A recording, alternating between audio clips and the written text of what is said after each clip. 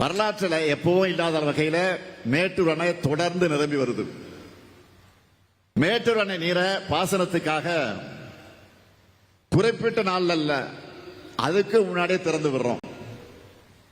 தொடர்ந்து நல்ல மழை பெய்கிறது நல்லாட்சிக்கான அடையாளமாக மக்கள் இன்னைக்கு போற்றிக்கிட்டு இருக்காங்க.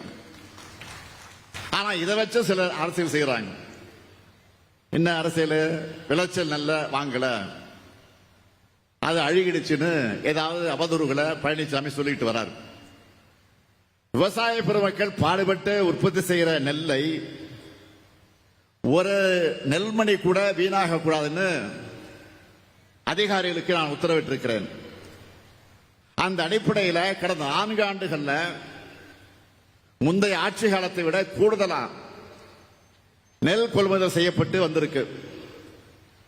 முத்தமிழறிஞர் கலைஞர் அவர்கள் 1972 தமிழ்நாடு நுகர்வோர் வாணிப கழகத்தை உருவாக்கி அதன் மூலம் விவசாயிகளிடமிருந்து நெல் கொள்முதல் செய்ய தமிழ்நாடு முழுவதும் நெல் கொள்முதல் நிலையங்களை ஏற்படுத்தி கொள்முதல் செய்யப்படக்கூடிய முறையை தமிழ்நாட்டுக்கு தனியே உருவாக்கினார்.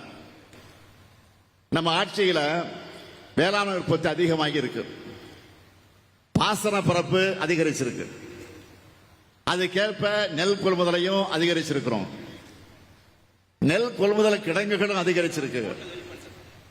கடந்த 4 ஆண்டுகள்ல விவசாயிகள் இருந்து கொள்முதல் செய்யப்பட்ட நெல் எவ்வளவு தெரியுமா? 1,70,40,545 மெட்ரிக் டன். இதில் ஆண்டுக்கு சராசரியா கொள்முதல் செய்யப்பட்ட நெல் 42,61,386 மெட்ரிக் டன்.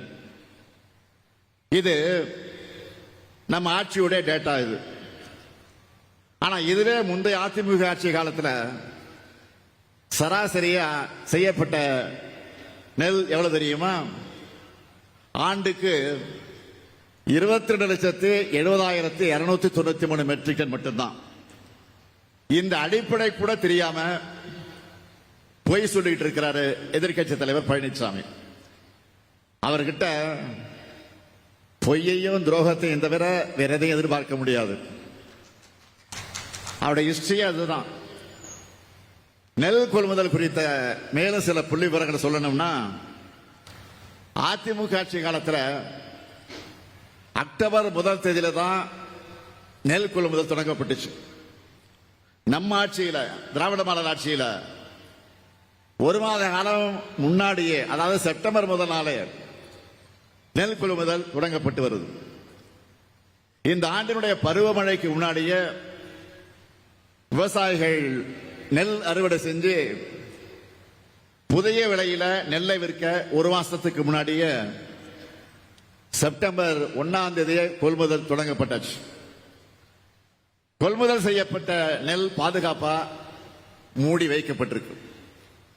நெல் கொள்முதல் ஈரப்பத அளவை 17 விழுக்காட்டிலிருந்து 22 விழுக்காடாக அதிகரிக்க ஒன்றிய அரசுக்கு நான் கோரிக்கை வச்சேன். அவங்களும் அந்த கடிதத்தை பார்த்துட்டு அந்த கோரிக்கை கவனிச்சுட்டு வந்து பார்வையிட்டு இருக்கிறாங்க. இப்போ ஒவ்வொரு நேரடி கொள்முதல் நிலையத்திலையும் தினமும் 1000 மூட்டைகள் கொள்முதல் செய்யப்படுது. நெல் வரத்து அதிகமாக இருக்கிறதுனால ஞாயிற்றுக்கிழமைகளே நேரடி நெல் கொள்முதல் நிலையங்கள் திறக்கப்பட்டிருக்கு, செயல்பட்டு இருக்கும். இது எதையும் தெரியாம மாண்புமிகு எதிர்க்கட்சி தலைவர் பேசிக்கிட்டு இருக்கிறார், குழப்பிக்கிட்டு இருக்கிறார். என்னை பொறுத்த வரைக்கும் தினந்தோறும் இது பத்தி விசாரிச்சுட்டு நான் நடவடிக்கை எடுத்துக்கிட்டு இருக்கிறேன். தன்னை விவசாயின்னு சொல்லிட்டு இருக்கக்கூடிய பழனிசாமி ஆட்சியில தான் மிக மோசமான நிலை. என்ன? 3 வேளாண் சட்டங்களை ஒன்றிய பாஜக அரசு கொண்டு வந்துச்சு. அதுக்கு எதிராக 2 ஆண்டு காலம் போராடின விவசாயிகளை பற்றி என்ன சொன்னாரு பழனிசாமி? புரோக்கர்கள் கொச்சைப்படுத்தி பேசினார். அதை நாடு மறக்கல, விவசாயிகளை மறக்க மாட்டாங்க. ஆனா நம்ம திராவிட மாடல் ஆட்சி அமைஞ்சதும் 3 வேளாண் சட்டங்களுக்கு எதிராக சட்டமன்றத்தில் தீர்மானம் கொண்டு வந்தவன் இதோ உங்கள் முன்னால் நின்று கொண்டிருக்கக்கூடிய முத்துவேல் கருணாநிதி ஸ்டாலின். நல்லா தெரியும் நாட்டுக்கு. வடகிழக்கு பருவமழை காரணமா தாழ்வான பகுதிகளை வசிக்கிற மக்கள் மழைநீர் தேங்கி பாதிக்கப்படக்கூடாதுன்னு மக்கள் அச்சமில்லாம தங்களுடைய அன்றாட பணிகளை ஈடுபட உதவுற வகையில அரசு துரிதமாக செயல்பட்டு வருது. தொடர்ந்து நிலைமையை கண்காணிச்சு அதிகாரிகளுக்கு உத்தரவுகளை எல்லாம் பிறப்பித்து அதை நாங்கள் ஃபாலோ பண்றோம். மழைநீர் சூழ்ந்திருக்கக்கூடிய பாதிக்கப்படுகிற பகுதிகளில் வெள்ள நிவாரண முகாம் அமைக்கப்பட்டு தேவையான உதவிகள் வழங்கப்பட்டு வருது. பொதுமக்களுக்கு நோய் தொற்று பாதிப்பு ஏற்படாமல் தடுக்க மருத்துவ முகாம்கள் அமைச்சிருக்கிறோம். சென்னையில் நிவாரண மையங்கள் தயார் நிலையில் வைக்கப்பட்டு தொடர்ந்து செயல்படுது. இந்த மையங்களில் உணவு, சுகாதார வசதி, குடிநீர் வசதிகள் செய்யப்பட்டிருக்கும்.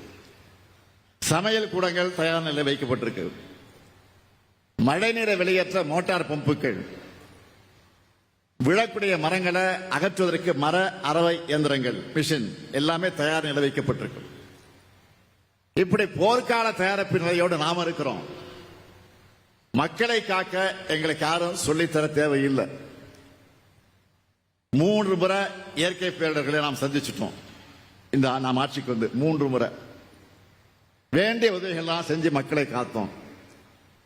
ஆனா பாதிக்கப்பட்ட உட்கட்டமைப்புகளை சரி செய்ய நிவாரண பணிகளுக்காக நாம கேட்ட 37,000 கோடி ரூபாயை ஒன்றிய பாஜக அரசு கொடுத்துச்சா? இல்ல, இதுவரைக்கும் கொடுக்கல. ஏன் கொடுக்கல? அப்படி கொடுத்தா தமிழ்நாடு சீராகிவிடும், தமிழ்நாடு வளர்ந்து விடும். அது நடக்கக்கூடாதுன்னு நினைக்கிறாங்க ஒன்றியத்தில் இருக்கக்கூடிய அரசு. ஒன்றிய அரசு பணம் கொடுத்தாலும் கொடுக்காமல் போனாலும் தமிழ் மக்களை காப்பதுதான் நம்முடைய கடமைன்னு செயல்பட்டு வரக்கூடிய அரசு தான் இந்த திராவிட மாடல் அரசு என்பதை நீங்கள் மறந்துவிடக்கூடாது. ஆனா தொல்லை கொடுத்தாலும், என்ன தொல்லை கொடுத்தாலும், என்ன தொந்தரவு பண்ணாலும் தமிழ்நாட்டுடைய வளர்ச்சியை யாராலும் தடுக்க முடியல. 1,24,00,000 மனங்களை வென்ற தந்தி டிவி யூடியூப் சேனல். தவிர்க்க முடியாத தம்ப்நெயில்ஸ், கலக்கலான கான்டென்ட்ஸ். நீங்களும் இந்த குடும்பத்தில் இணைய இப்பவே சப்ஸ்கிரைப் பண்ணுங்க. அசுரபலம் கொண்ட எங்கள் டிஜிட்டல் கரங்களில் உங்கள் விளம்பரங்களை சேர்க்க வாட்ஸ்அப் பண்ணுங்க. 8939888378.